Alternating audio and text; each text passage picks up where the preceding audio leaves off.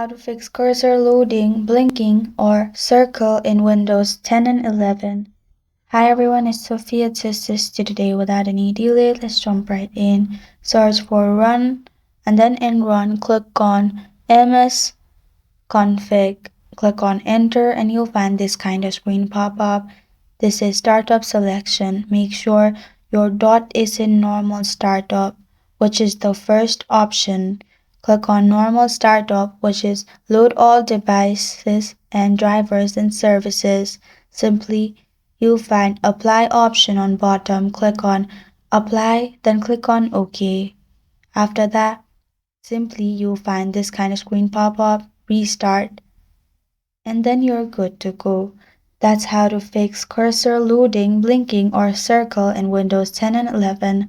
Thank you for joining me today. If this video helps you out, please leave a like and subscribe for more. Got a question or want to suggest a topic? Comment below. I am Sophia signing off. Until next time.